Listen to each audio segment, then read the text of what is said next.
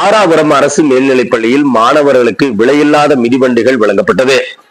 272 மாணவர்கள், 67 மாணவிகள் என 339 பேருக்கு அமைச்சர் என் கயல்விழி வழங்கினார். திருப்பூர் மாவட்டம் தாராபுரம் 5 சாலை சந்திப்பில் அமைந்துள்ள அரசு ஆண்கள் மேல்நிலைப் பள்ளி வளாகத்தில் பள்ளி மாணவ மாணவிகளுக்கு தமிழக அரசின் விலையில்லாத மிதிவண்டிகள் வழங்கும் நிகழ்ச்சி செவ்வாய்க்கிழமை நடைபெற்றது. இந்த நிகழ்ச்சியில் தாராபுரம், ஆலயம், தாராவாய்ப்பட்டினம், குளத்துப்பாளையம் நகராட்சி மேல்நிலைப்பள்ளி மற்றும் CSI ஆண்கள் மேல்நிலைப்பள்ளி ஆகிய 5 பள்ளிகளில் பயிலும் மாணவ மாணவிகளுக்கு விலையில்லாத மிதிவண்டிகள் வழங்கப்பட்டன.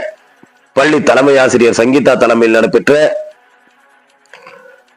இந்த நிகழ்ச்சியில் மனிதவள மேலாண்மை துறை அமைச்சர் என் கயல்விழி சிறப்பு அழைப்பாளராக கலந்து கொண்டு மாணவர்களுக்கு மிதிவண்டிகளை வழங்கினார். மேலும் தாராபுரம் நகராட்சி தலைவர் பாபு கண்ணன், திமுக நகர செயலாளர் முருகானந்தம், குளத்துப்பாளையம் பேரூராட்சி துணைத் தலைவர் கே துரைசாமி ஆகியோர் கலந்து கொண்டு சிறப்புரையாற்றினார். இதில் 272 மாணவர்கள், 67 மாணவிகள் என மொத்தம் 339 மாணவ மாணவிகளுக்கு அரசின் விலையில்லா மிதிவண்டிகள் வழங்கப்பட்டன. அமைச்சர் என் கயல்விழி பேசும்போது, நிகழ்ச்சியில் பேசிய அமைச்சர் என் கயல்விழி திமுக ஆட்சியில் மாணவர்களின் கல்வி முன்னேற்றத்தை கருத்தில் கொண்டு பல்வேறு திட்டங்கள் தொடர்ந்து செயல்படுத்தப்பட்டு வருகிறது தெரிவித்தனர்.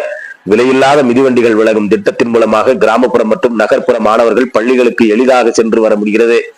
பயணம் சிரமம் குறைந்ததால் பள்ளி வருகை அதிகரித்தது, இடைநிறுத்தம் குறைந்துள்ளதாகவும், குறிப்பாக மாணவர்களின் கல்வி தொடர்ச்சிக்கு இந்த திட்டம் பெரும் துணையாக இருப்பதாகவும் அவர் கூறினார்.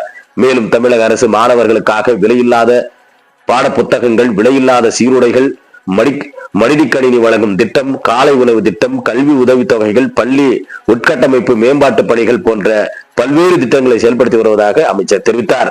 மாணவர்கள் கல்வி மூலம் உயர்ந்து சமூகத்தில் நல்ல நிலையை அடைய வேண்டும் என்பதே தமிழக அரசின் நோக்கம் என அவர் தெரிவித்தார். இந்த நிகழ்ச்சியில் வருவாய் கோட்டாட்சியர் பிலிக்ஸ் ராஜா, பெற்றோர் ஆசிரியர் சங்க நிர்வாகிகள், தலைமை ஆசிரியர்கள், மாணவர்களின் பெற்றோர்கள் மற்றும் பொதுமக்கள் என ஏராளமானோர் கலந்து கொண்டனர் என்பது குறிப்பிடத்தக்கது. திருப்பூர் மாவட்டத்தின் செய்தியாளர் சாய் கிருபாகரன்.